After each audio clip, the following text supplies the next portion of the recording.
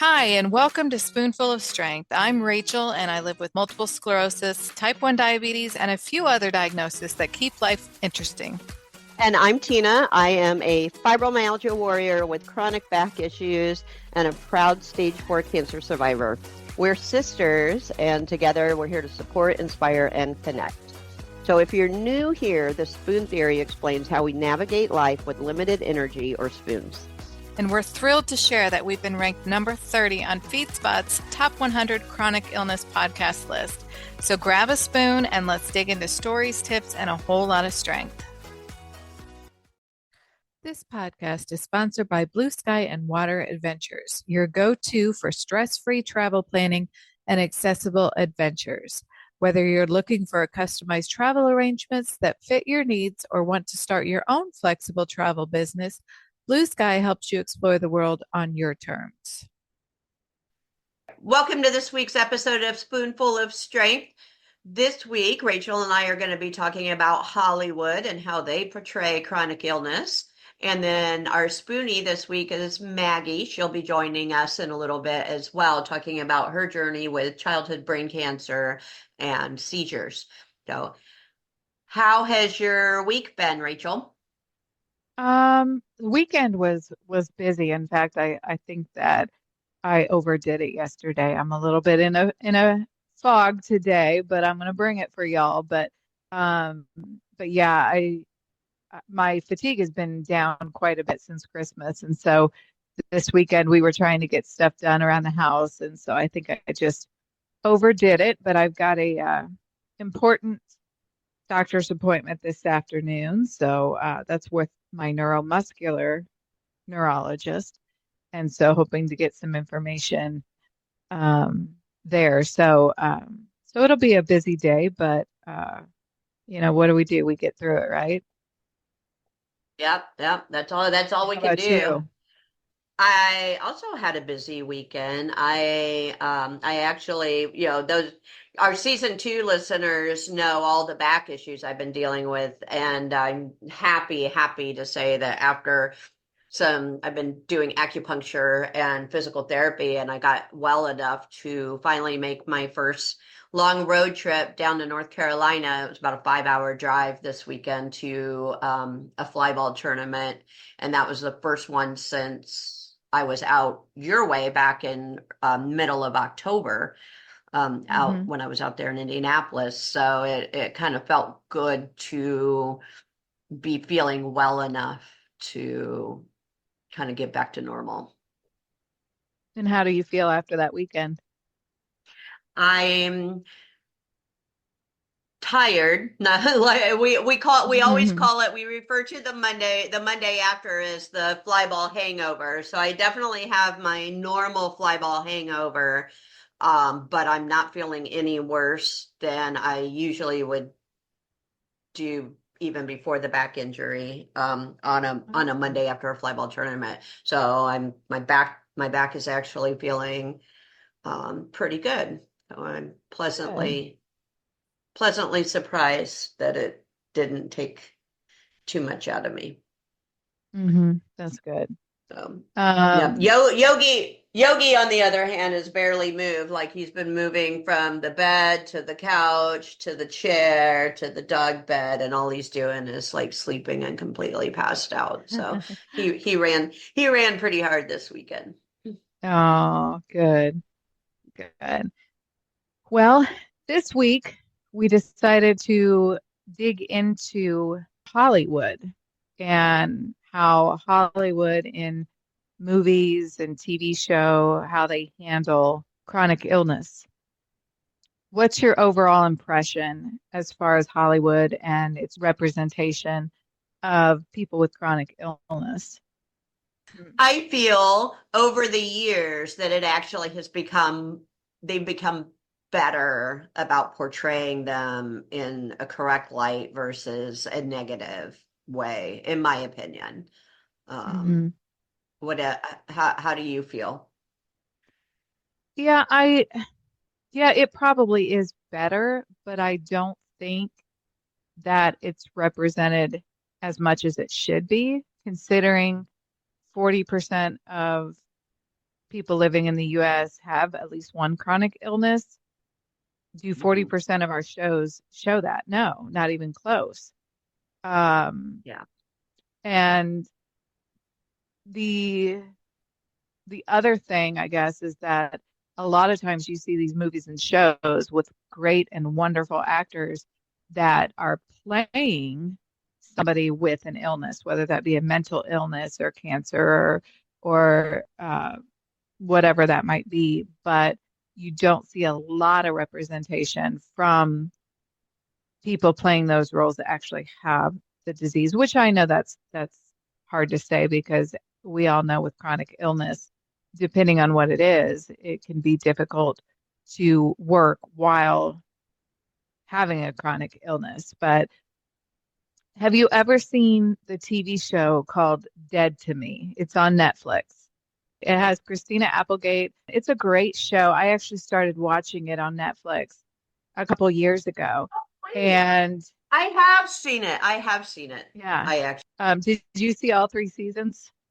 I have. So Christina Applegate has MS, and she was diagnosed between the second and the third season. And so the third season of the show, she has MS, and she is visually, like, you can see that she has MS. And they hid it from the show, but she continued the third season and made that the final season after she was diagnosed. And me having MS, like, I can see that she's sitting down a lot more. I guess that she was going through, the beginning of the diagnosis and was having problems walking and was getting wheelchaired from the set. But she still did the third season, and she did it brilliantly. I mean, I love that show. It's kind of, for those of you who haven't watched it, it's kind of a comedy suspense type show. It's really interesting with a lot of twists and turns. But I do know that she did that last season while having MS, and she's been very open about her MS journey as well. But that's a great show to watch. I don't know, it's one of my favorite ones.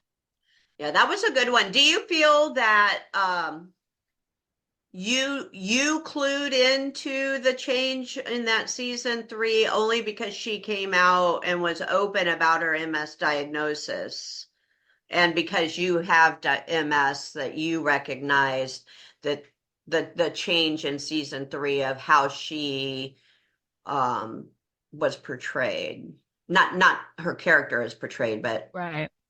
Yeah, I think had I not known, I don't know that I would have suspected it. Again, they did a great job with seating her a lot of times, and again, she's such a great actress that I don't think that I would have looked and gone, I wonder if there's something wrong with her. I wonder if she's sick or anything like that. I think they hit it well, but knowing going into that season that she had a very aggressive form of MS. Mine's been, slower to progress. Then I was able to kind of recognize some of the things. And, but I don't think that if I would have known, I don't think I would have caught on to it. Yeah. Now you mentioned their portrayal of cancer too, and it just brought to mind how in a lot of movies, it's the cancer diagnosis and going through it. I don't feel like they portray a lot of people that have gone through it and are survived. I feel like they portray it as a they portray it more as a tragedy. Mm-hmm. And that the family is the ones that are left, surviving the aftermath of that. I don't know what's your thought on how they portray those? Well, let me ask you this. Do you feel like the cancer stories you see out in TV and movies, do they portray what it's actually like to have cancer and to go through chemo and the all of the things that you had to go through? Do you think that it's portrayed realistically? Yes, no. I think for some, 100%, but there's just so much variety of treatments, the different chemotherapy drugs, the different and how everybody responds. So to portray it as I feel like they kind of box in the portrayal of them, of saying, okay, everybody gets super duper sick with chemo. Everybody is, everybody's losing. They always portray, the cancer patients as, they've lost their hair and they're so sick and pale and skinny and, they're bedridden. And for many, that's not the case. Mm-hmm. There's many out there that are out there dealing with, they don't have to go in for chemo. They're taking chemotherapy pills at home. They're still going to work. They're still having to live their daily life. They're not just laying in bed, Mm-hmm. with not living. Um, Mm-hmm.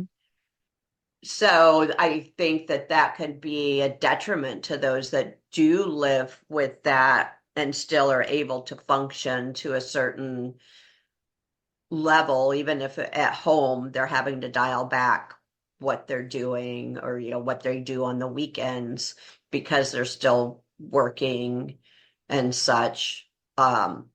It can make it difficult for those that seem like they're doing okay, they're handling their treatments okay, and people are like, oh, well, then it can't be that bad because you don't look as Mm-hmm. sick as how they show in all the movies.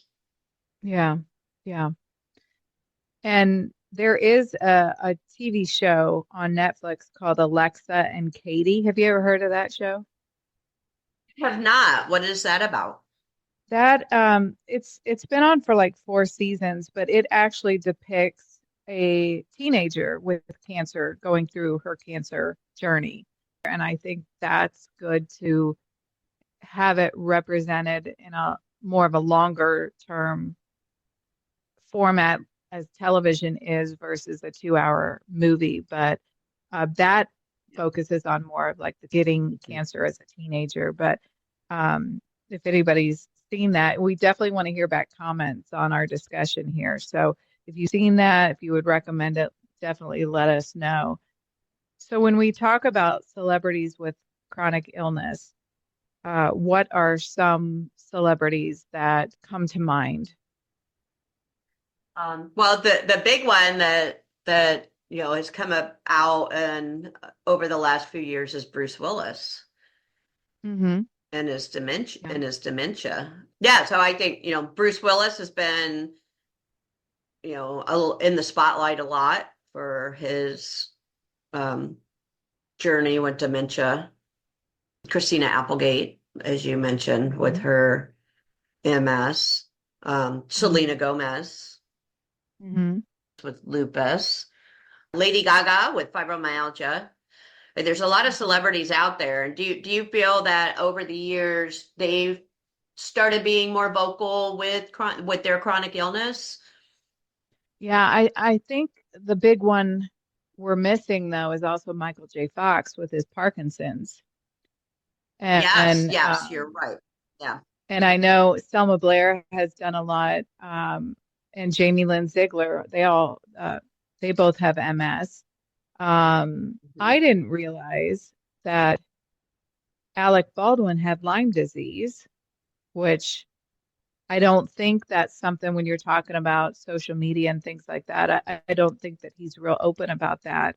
Um, and I know Melanie Griffith has epilepsy as well, but I think sometimes for celebrities, at least from how I perceive it, you have those that um, as soon as they're diagnosed, they're out there, they're talking about it, they're raising awareness, they're normalizing it.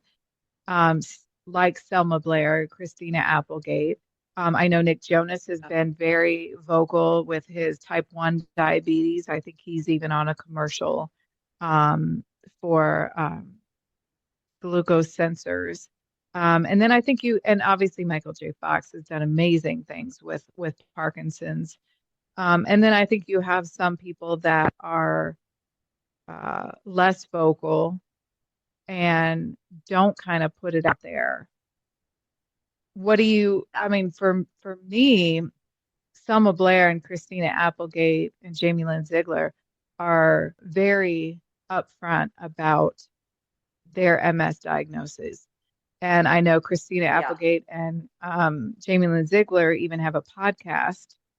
And that's a really interesting podcast. And I know Christina Applegate's like, put it all out there, all the crap stuff that nobody talks about, and just throw it out there. And I think it's on my end, it's comforting to know that I'm not the only one having days where I feel like crap. And so I've really connected with the three of them, this Selma and Christina and Jamie, my MS, because I don't know anybody who has MS. I don't know besides social media. So there's celebrities who talk about it, fully aware of it, and then there's some that you wouldn't even know about. What do you think that difference is?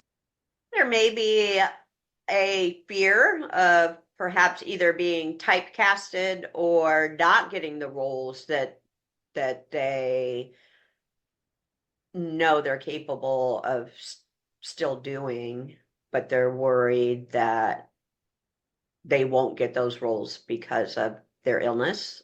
Even though technically that's not supposed to happen. It kind of rolls back to, in season 1 when we were talking about accommodations in the workplace and people being afraid of asking for those. And, even though they're celebrities, they're still trying to get a job. Yeah. So that may be part of why they're hesitant to come out and share, where other ones are like, you know what, I can help raise awareness and bring the face, and help people be aware that it's, just because you're a celebrity doesn't mean that you're not immune to developing a chronic illness. Mm-hmm.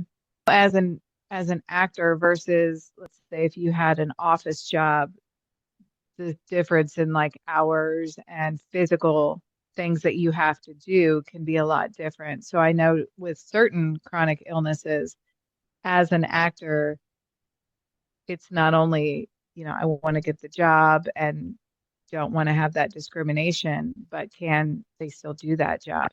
I know with MS right now, there's no way I would be able to work 12-hour days, 5 days a week, and run and do some of the things that actors do.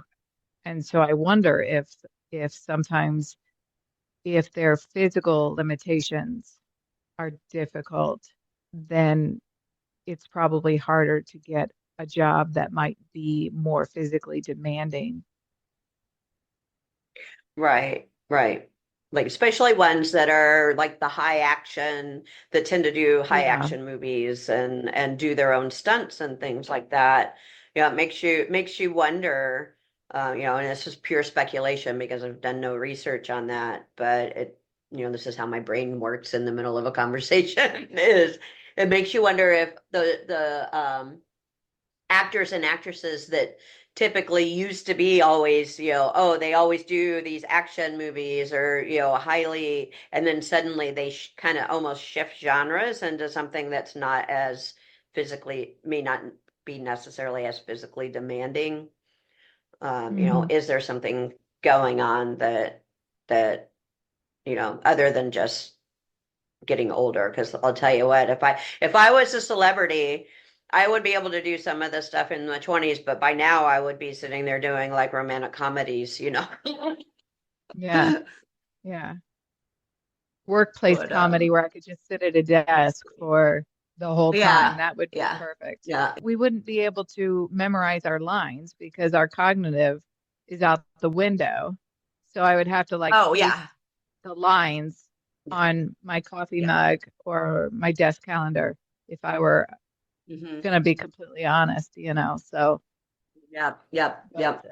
I was going to make a joke about being a sit-down comedian instead of a stand-up comedian, but that also yeah, reminded me of, do you remember years ago, and I'm totally aging myself on this, but the facts that like she was a stand-up comedian, but she also had a yes, role on Facts of Life. Remember the actress that had cerebral palsy? yes. Um, That was probably, wouldn't you say that was probably the first time that maybe we'd seen somebody with a disability on screen yeah. playing somebody with a disability? For me personally, I think it was. Her name was, I just looked it up. Jerry Jewell, Geri, Hmm. Jerry Jewell. She Yeah. is 68 years old now. But yeah, Hmm. I do. I remember that. And they made it, I liked how they portrayed her, being a comedian, revolving around her cerebral palsy. I like how they took a serious situation, a serious illness, but they were able to make it put a funny spin to it. Hmm. Yeah. Yeah, she was great. I'm sitting here, yeah, I'm sitting here looking at one of the shirt, like a clip from when she was on Facts of Life, and she's wearing a shirt that says, "I don't have cerebral palsy, I'm drunk," or something, So, and I've seen shirts like that, or "I'm not drunk, I have MS," or I'm not Yeah. drunk, I have, cerebral palsy. I definitely feel like it was groundbreaking. It was a very groundbreaking portrayal, I think. Yeah, because that show was done in the 80s. Is that right? That show, Yeah. 1979 it started. So, yeah, early Oh my God. 80s because she wasn't on the first couple seasons. So, yeah, you've dated yourself, but unfortunately, I also am Yeah. familiar Yep. with it. So, I'm like, but I feel so old now. yeah, Living with a chronic illness shouldn't mean missing out on travel. At Blue Sky and Water Adventures, they make sure your trip is planned with your needs in mind, whether it's mobility access, dietary restrictions, or extra rest time built into your itinerary. Travel should be enjoyable, not exhausting. Let them handle all the details so that you can focus on making memories. Because you deserve a vacation that works for you, not against you. DM Kim on Instagram and Facebook at Blue Sky and Water Adventures or visit kimmccarthy.intellitravel.com to start planning. so one of my favorite movies is to this day is Steel Magnolias, and that was done late 80s. And I was diagnosed with type 1 diabetes in 1998. And that was one, I loved that movie, but it hit different when I had type 1 diabetes. And if you're not familiar, that's a wonderful movie. It's got a great cast with Sally Field and Olympia Dukakis and Julia Roberts. And Julia Roberts' character has type 1 diabetes, and it portrays a little bit of a diabetes story and some complications that can happen with type 1 diabetes. But that's probably one of my favorite movies in general. Um, but do you have any movies that that depict chronic illnesses or any documentaries? There's a lot of documentaries out there. American Horror Story. Have you ever watched the American Horror Story? Bits and pieces of seasons. There is Jamie Brewer is an American actress, and she has Down syndrome. I don't know if you ever watched any of the seasons where she was active. Going back again, dating us a little bit again, but do you remember that TV show called Life Goes On back in the late 80s? It had Corky on it that Yeah, had Down syndrome. That was again yeah, at a yeah. time where you didn't see that. Have you ever seen the movie called Still Alice? It has Julianne Moore in it. No. Oh my gosh, you have got to see this movie. So Julianne Moore actually won an Academy Award for her acting. It has Alec Baldwin. It has Kristen Stewart is in it, but it is a woman who is a professor and she gets diagnosed with early onset Alzheimer's. And I tell you, I mean, I don't cry at a lot of movies, but this one was a heartbreaking movie of early onset Alzheimer's and how it affects the whole family. And I tell you, if you have 2 hours, um, that's one of my favorite movies to show Alzheimer's. It's a great movie. Yeah, I'll have to go watch that. It says it's on Netflix, so Netflix, it's yeah. Oh, available on Netflix it's right now. such a good movie. Yeah. But they also make some documentaries. I know there's a documentary for the MS community. It's called Living Proof, and it's a documentary story of a man named Matt Embry and his father travel the world to learn more about MS, and they learn a lot about themselves. That's on my list to watch. But I tell you what, if you search like documentaries about chronic illness, you can find so many. And I feel like sometimes Mm. documentaries are really good to just connect because, yeah, it's great to watch a movie with somebody who the actor doesn't have MS and they're playing somebody with MS, but a documentary I think just hits differently when you're seeing Yeah. their true life. Selma Blair did a Mm. documentary that freaked me out a little bit because it was so honest and raw about her stem cell treatment for MS, but it was so beautifully done. And that's another one that I would highly recommend. Do you watch a lot of documentaries? Watch a whole lot of them, but I definitely would like to do more. One thing I remember, gosh, probably back in I think we had to watch it in maybe like high school psychology class or something, is The Three Faces of Eve, Hmm. this was released back in 1957. Um, and it had Joanne Woodward in it, and she began seeing a psychiatrist, and it ended up being that she suffered from multiple personality disorder. So even back in 1950s, they Mhm.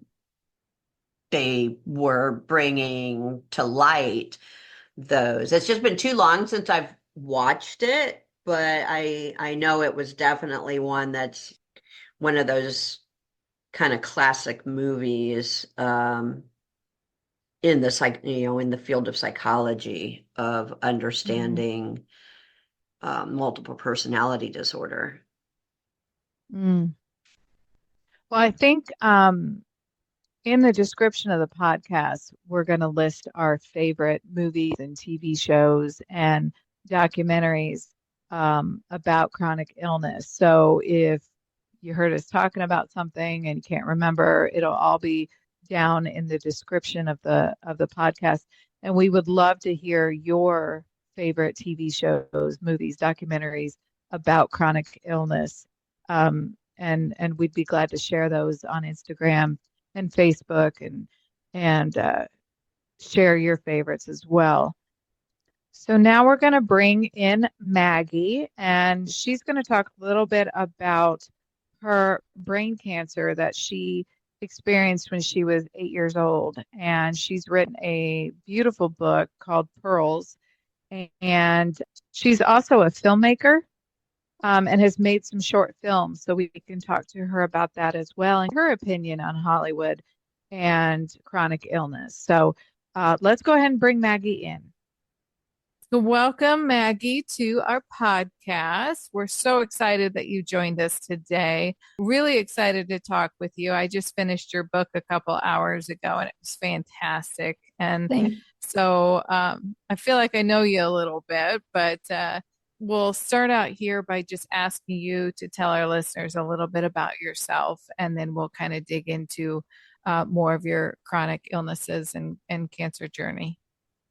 My name's Maggie Bushway. I am from Colorado, but live in Mississippi as a writer, filmmaker, author, content creator, all things media. And I do have multiple autoimmune diseases, childhood brain cancer, and seizures. So, I know, like Rachel mentioned, your book. I Mhm. can't wait. I have it downloaded on my Kindle, but I didn't get a chance yet to start digging into that. But tell us a little bit about how old were you when you had your initial diagnosis with your childhood brain cancer? I was 7. I probably have been having seizures for 2 years before that. But I got diagnosed at 7. Originally, your doctors misdiagnosed you, that thinking the tumor was a cyst. Is that right? Yes, How long did it take for them to redo the scan and realize this was not just a cyst? it was several months. It was Mm, actually not my doctor who decided it. We went on a family vacation, and there happened to be a neurological doctor there, who, had been kind of observing me, and spoke to my parents, and my parents urged them to do another scan. So it was, different people in our life working together. Was it initially, you mentioned the seizures about 2 years before they even diagnosed that. Was that were those the main symptoms of, was the seizures? Yes. I also lost a lot of my personality, and I have been a very quick learner, up until the tumor started growing. And then it's like I unlearned everything. mm, So that was the main thing that, urged my mom, to figure out what it was. My seizures sometimes present as like panic attacks, or like they look like it. So it was very hard for my parents to tell if I was having a seizure or not, especially because I was mm. so young. I can't even imagine. At such a young age, how much did you really comprehend all that was happening? I knew I knew that I had cancer. I didn't know that um like all kinds of people could have cancer. For a while, I was stuck on this idea that like only old people get cancer, Mm, you know. Um, and then I met a bunch of people at our chemo clinic who are also going through it, and became friends with them. Um, and then my parents were, um, when I was like getting a little bit older, they were very like candid with me about my treatment, and if there was something that they were going to do that would affect me for life, then they would include me in that. mhm. What was the initial treatment plan when once they first figured out what exactly was going on? First, they did a tumor resection, but my tumor was so deep in the brain, they weren't able to get um, like probably half of it. Um, so then I did chemo, and I did that for, I want to say, 6 months. And Mhm. then that wasn't working. The tumor was still growing. So I had gamma knife radiation, and that killed the tumor. However, it made the seizures worse. Mhm. So they kind of got worse and worse from there. Mhm. And at 10 years old, then you had your temporal lobe removed. Is that right? Yes. And so I'm not real familiar with the brain, but where is that temporal lobe located, and like what does that control, and what effect did you have from removing that?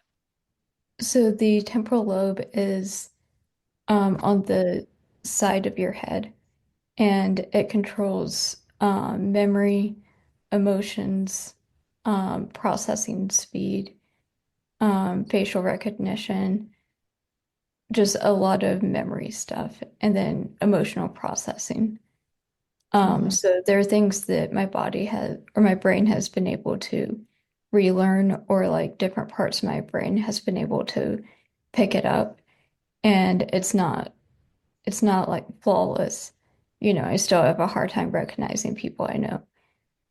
But it's much better than it was like as soon as they took it out. I can't imagine. During all of this and with the treatments and as you were recovering from surgery, did you end up missing a lot of school? I was actually homeschooled. Um, Okay. my mom wanted to anyways before any of this happened. Um, she just really wanted to homeschool all of us, and it wound up being really good for us because I was able to do like school in the chemo clinic as I could. And we just, with my school, took it at a very slow pace and just like, what am I able to do? And I didn't really have grades like, fifth grade, sixth grade. I just went through like what's next in math, even though I'm not at the same level in grammar as I am in math. I could be in like third grade grammar and second grade math. Um, so there just weren't as many guidelines with mine. It was whatever I could do. Now, I know your seizures after that still continued. So can you talk about what happened next? So my seizures did get worse. There was like a period of time after the surgery where it was just like very quiet. In my book, I call it the calm before the storm. Um, and we thought, okay, it fixed it. Because that's what happened with every other case, just like mine, was the temporal lobectomy fixed it. And then they kind of came back with a vengeance. Um, and we were in and out of the hospital a lot, and just trying everything we could. And um, eventually I was sent to St. Louis Children's because there were like a few pieces of my temporal lobe, amygdala and hippocampus, that hadn't been removed yet, that, they said were too dangerous, but they knew a doctor in St. Louis who could do it. So I was sent there. Um, had the surgery, came back. It was actually really quick recovery, but still didn't stop the seizures. Um, so every surgery that I had was helpful. It just didn't stop, you know. So then a few years later, the seizures were getting pretty bad again, and I landed in the hospital, started status seizing, which is where there's seizures one after another with no breaks. Um, and they tried to put me in a coma, but my brain was so active, it wouldn't like it wouldn't do that. So they sent me back to St. Louis, and they were able to put me in a coma and treat me there. I know while you were in that coma that you had um, I don't know if I want to say a dream, but you had an adventure while Yes. you were down in in a coma. Can you talk about that? I thought that was a really beautiful story.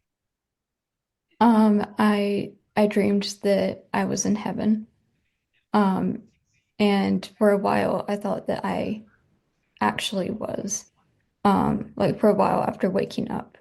Um, I think now that it was just God's way of comforting me in that time. My body was like fighting for its life, and so I see it as God comforted me. But I remember having no scars, which was huge because I had scars everywhere. Um, and so I just couldn't find any scars. And I was like, okay, I actually feel good for the first time in a very long time. I'm walking, I'm, just able to live my life here. And then when I started waking up from the coma, um, God said, it's time for you to go back.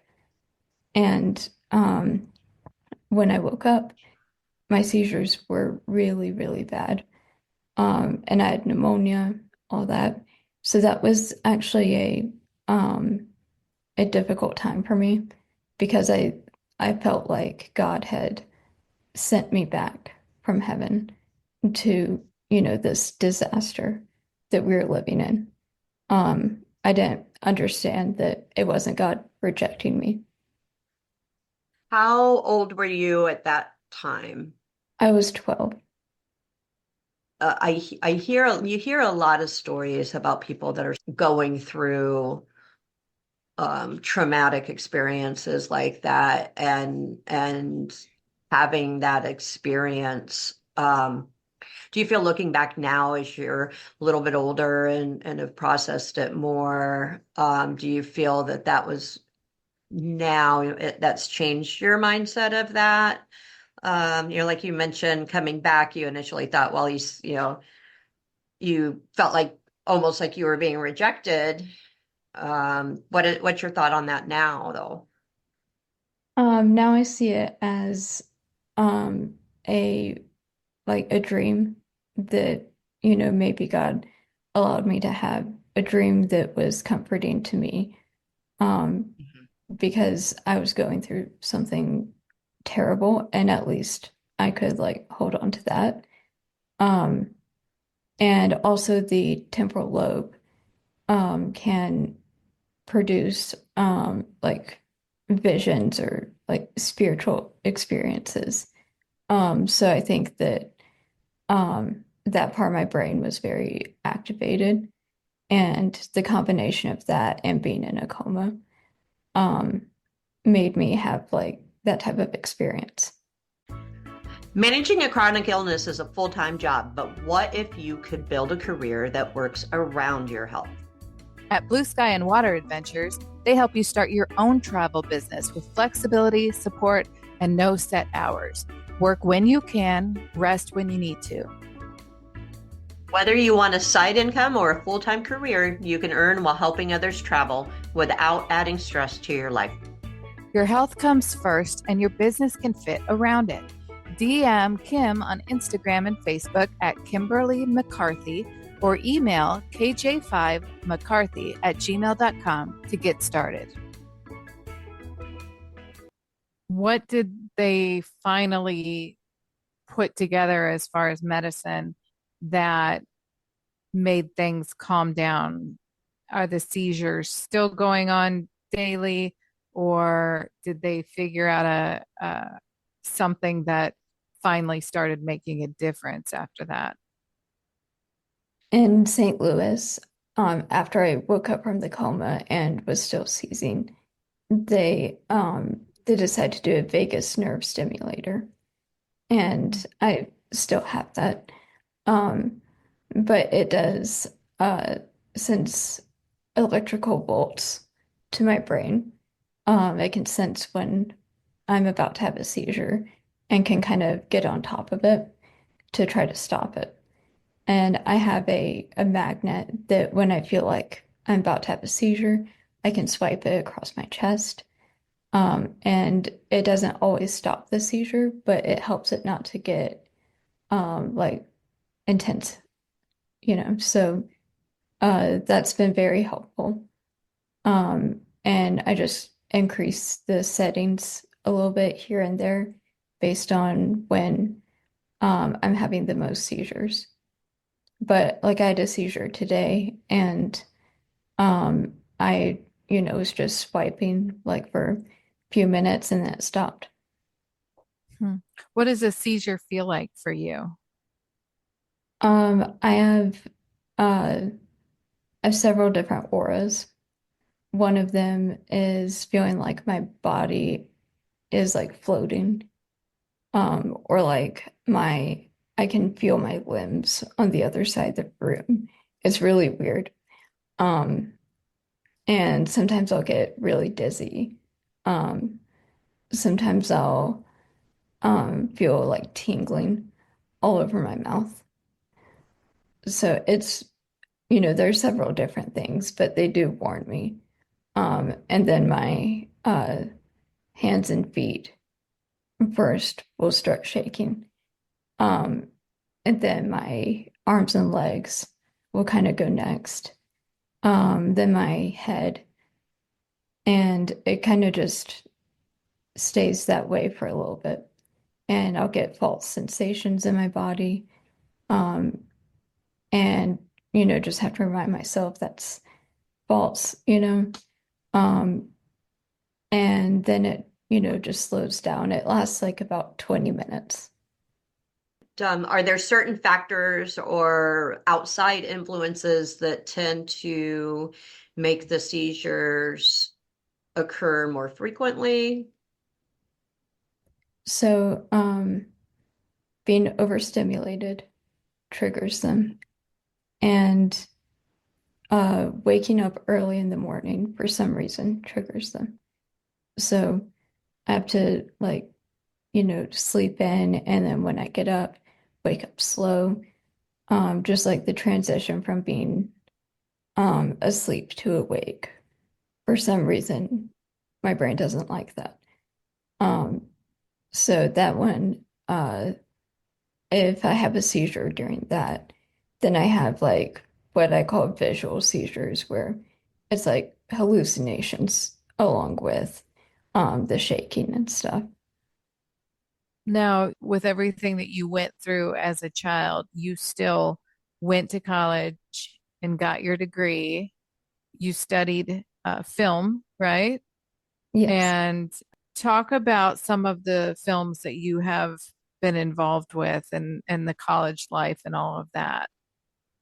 I've been involved in a lot of short films. When we first moved to Mississippi, I was very lucky to meet the um, like some directors in town who were like, I told them I was interested in film, and they said, okay, work on my movie with me.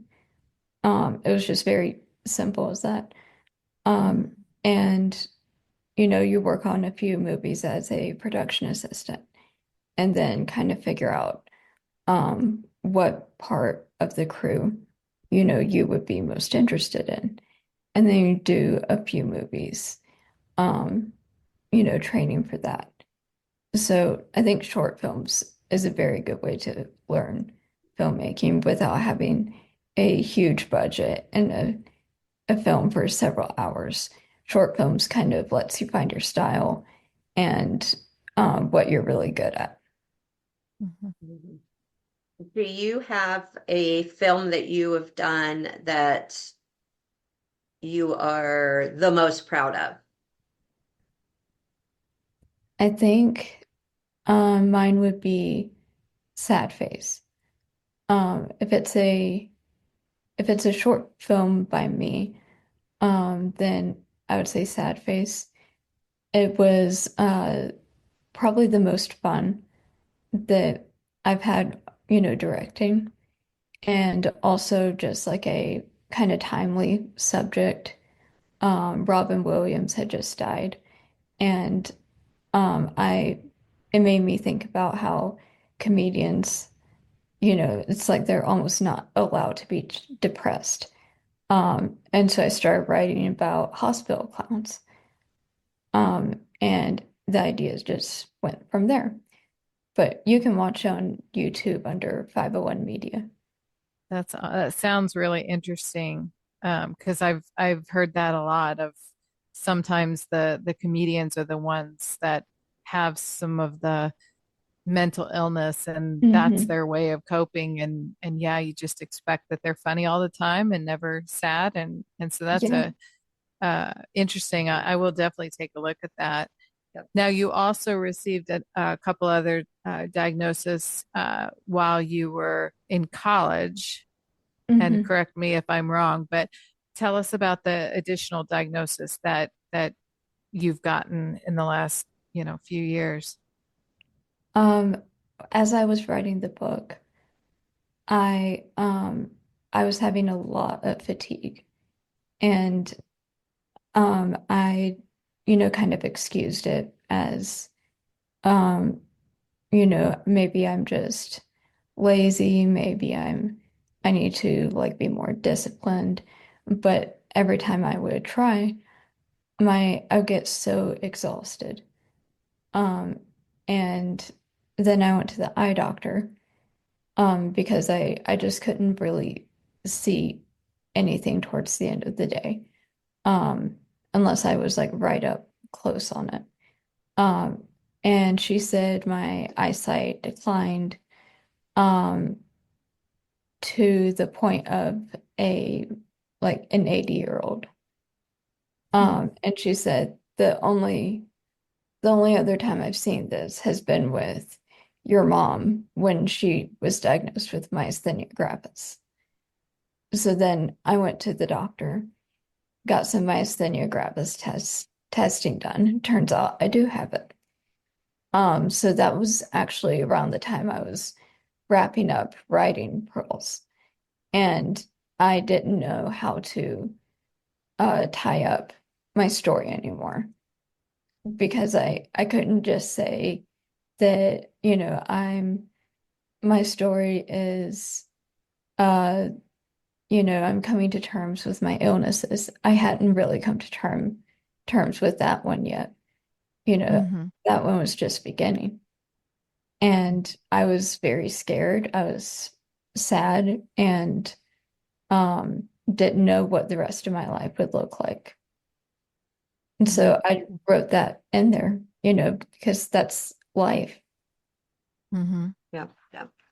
So you mentioned, and I know Rachel mentioned when we first hopped on to that she's read your book. So tell us a little bit about your book, Pearls, which you can find on Amazon. I found it on if you're a Kindle Unlimited subscriber, it's on Kindle Unlimited. I downloaded that, and I'm looking forward to digging into it. So tell us a little bit about Thank your book, what brought that about, what the premise is.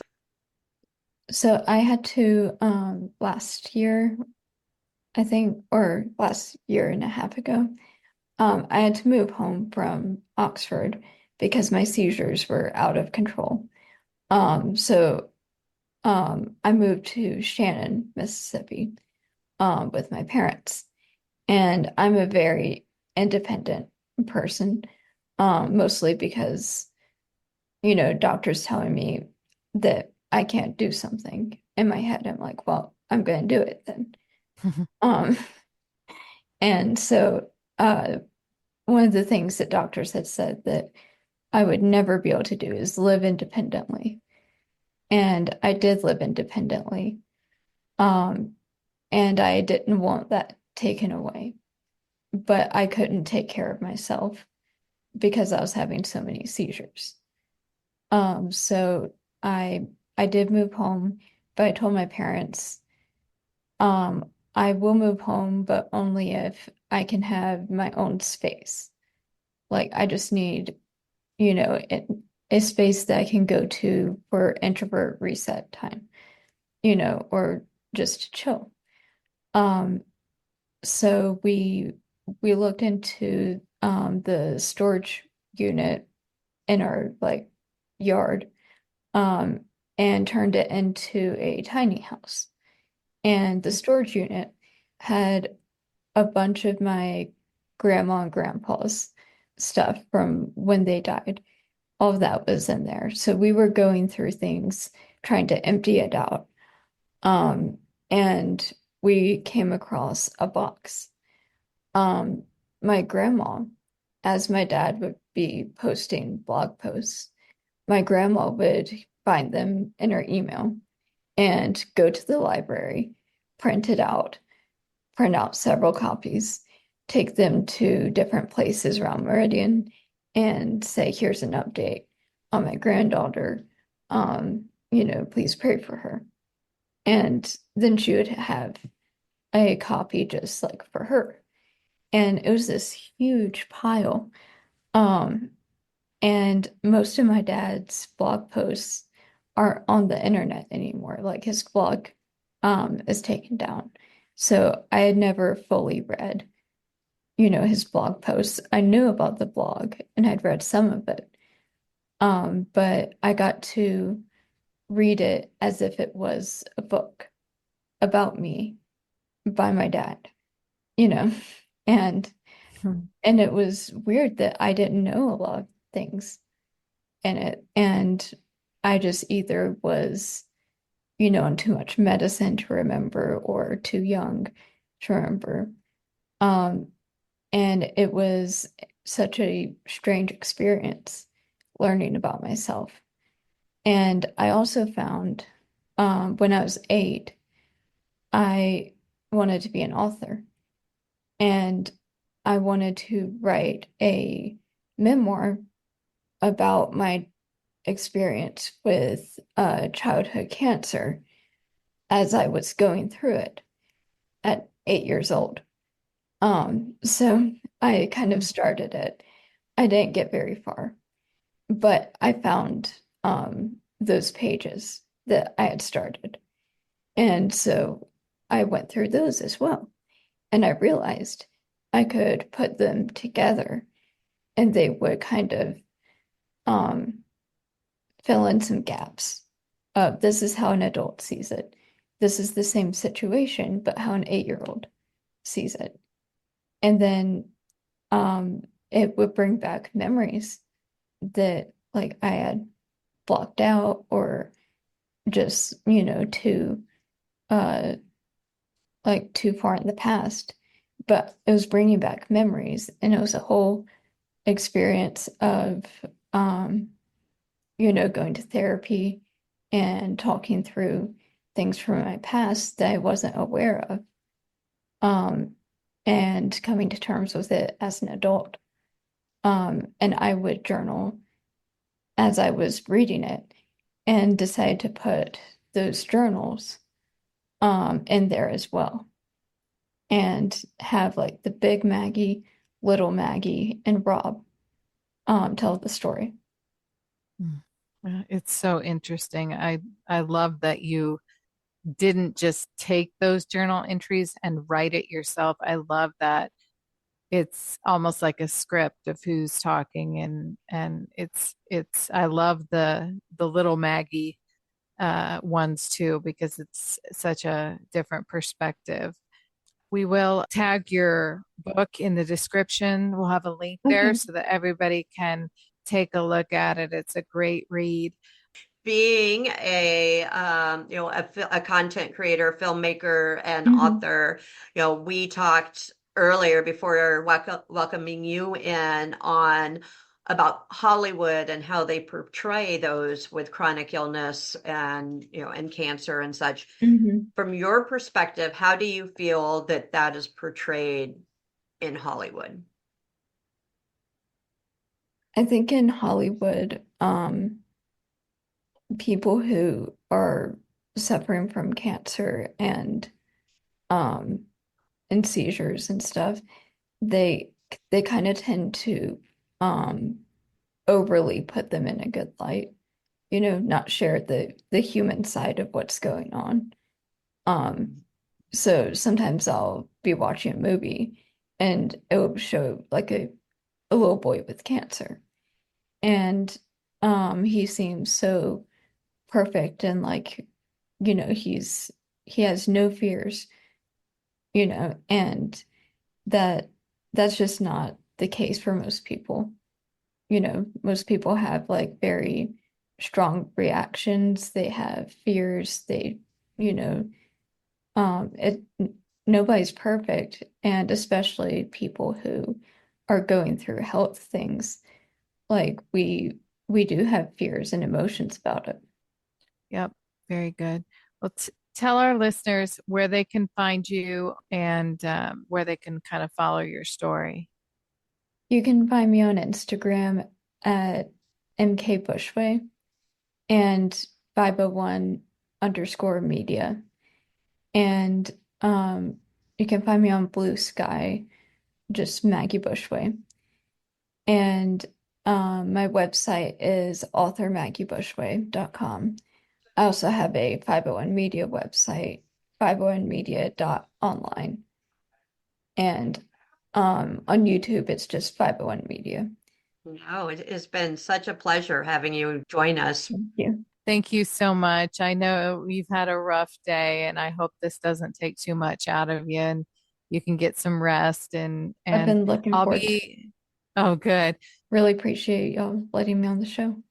Absolutely. Absolutely. Take care of yourself. You too. All righty. Bye. Bye-bye. What an amazing individual. You know, we're starting out the season really, really well. I can't believe with all that she's been through and all of the surgeries and the amount of seizures that she's been through, college graduate. I mean, so many things about her, just amazing. What do you think? I love that her family found a way to still allow her independence, which sounded like that was something that was very important for her, while still being able to be close enough to support her, like right outside the door, with putting the tiny house there for her to be able to come. Yeah. And I, as a parent, I couldn't imagine how frightening it must be to have a child, who a healthy child at 18, they go out, go to college, live in the dorms, but to have something like this, that at any moment she could have a seizure and you're not right there, I think that would just be terrifying. Right. Yeah, that's got to be hard to, there's that balance of, parents of healthy children have a hard time sending those kids off to college and let them be on their own. So I can't imagine how difficult that would be to, you want them to have their independence, but at the same time, you want to be sure that you're there for them. Yeah, I'd probably be calling them every 10 minutes. How you doing? Are you okay? Yeah. But no, and I can't imagine. I've always, having, gone through cancer myself, as an adult, it's scary enough. I just can't imagine what kids go through with dealing with that. I had forgotten to ask, it was on my mind, but about, she started having seizures at 5 years old. Does she even remember a time where she was healthy? I would think that, what being healthy and being a child and being able to run around and play and all of that. It's a matter of, she doesn't know any different. Yeah.